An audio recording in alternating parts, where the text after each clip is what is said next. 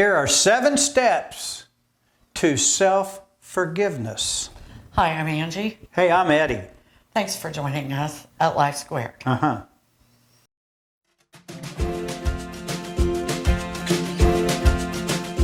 Welcome to Life Squared, brought to you by the Perfectly Imperfect Network, from imperfect folk everywhere. Self-forgiveness. Right. Probably one of our most difficult tasks as human beings. And one thing you have to remember when you have done something wrong or you've lived your life in such a way that has caused problems for others especially, Yeah. remember that you're not the sum total of your mistakes. Right. You're only the sum total of your mistakes when you let it be that way. Right. And sometimes people think that they've done so badly that they might as well just keep doing that and not change. That's It very sort true. of becomes a vicious cycle. Yeah. And it really begins with they're really upset with themselves. Right. And so remember that you're probably more upset with yourself than the other person is with you. Yeah. You know, it depends on the people that are in your life. You can always strive to have people that are more forgiving too. Right. So keep that in mind. But number one, first and foremost, nothing starts till you just acknowledge what you did. Yeah. And in an honest way, not part of it, not a little bit of it, to yourself. Now you can acknowledge what you did to someone else if it affects them. Yeah. And you have to really assess, does it affect them? You don't need to broadcast it to everybody and their brother. No, you don't. Especially if they may not even have known you when it happened. Right. Okay? But not everything that you did or that happened to you affects even, you know, your child or your sister or your mother. Right. You've got to really assess, is this something that affects this person? Yeah. So number 2 is make amends. Yeah. Only make amends with the people that you hurt. Yeah. You don't need to go out on some crusade No. to make amends with everybody in the universe. No. Okay? Because first and foremost, I need to point out, you must make the amends with yourself. Okay? And you're not even going to be able to make amends with your victim or the person that affected. A lot of times what you did didn't really create a victim out of the other person, but it did affect them. Right. And your being honest goes a long ways. Yes. You know, one of the greatest amendments to an issue is just being truthful. Yeah. You know, saying, I did this and I am sorry I did it. Yeah.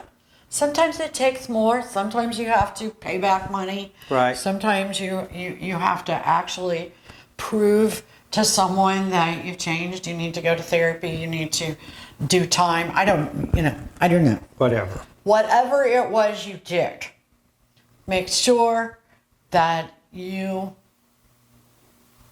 are forgiving yourself first Yeah. and that you're dealing with it with a person that it affects. Yeah. Number 3, how do you feel about the situation? Now, this is where we want you to write it down. Yeah. I want you Journal. to keep a diary. It's for you. It's not to publish. It's not going to go in, you know, the New York Times. Yeah. It doesn't need to be handed over to your mother Yeah. or your sister or your wife. What you need to do is discuss how you feel about what happened. Right.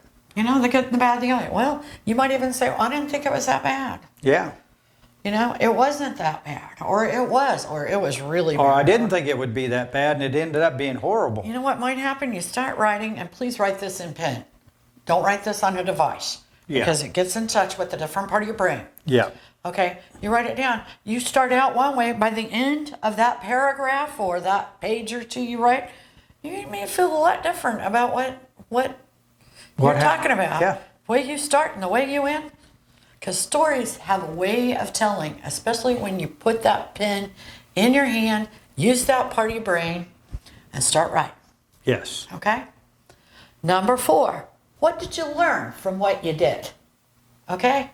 Now, again, write it down. Right. But if we didn't have darkness, we couldn't see light, right? So what you did, you had to learn something from it. So turn the light on in that dark room Yep. and figure it out, because what you learned is that light starting to shine. Yeah. Number 5, define changes that you can make. Again, it's in your little book, Yep. your little private book. This is all for you. Right. Start out babbling. You know, they don't even have to be complete sentences. By the end of a page, a paragraph, you're going to have a better idea than when you started up here. And I can promise you that. Number 6, be compassionate. If you did hurt other people, Yeah. or you know other people are hurting like you, find compassion in your heart. Yeah. Because, you know, sometimes the shoe is on the other foot and you need that compassion. Yeah. Everybody's going to have a point in their life when they need compassion. Sure are. And the more compassionate you are, the more you'll get in return. And that is the truth. Yeah. Number 7, one of my favorites, take it to a higher power. Yeah. I take it to God. Some people take it to Jesus. Some people take it to God and Jesus. Some people take it to the universe. Okay, whatever you take it to. Right. You know, when you believe in something greater than you, you're humbled and actually more hopeful. Yes. Remember, you're a blip. Yeah. But please forgive yourself first. Yeah. Okay? Start there. Make amends. Do that. But only with people that your behavior affected. Or your behavior in that capacity. You'll be a much happier person if you do this, believe me. Exactly. Hey, thanks for joining us at Life Squared.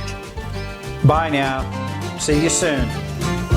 We really appreciate you joining us today at Life Squared on the Perfectly Imperfect Network. To get more content, please consider subscribing. If you have any questions or feedback, we'd love to hear from you in the comments section.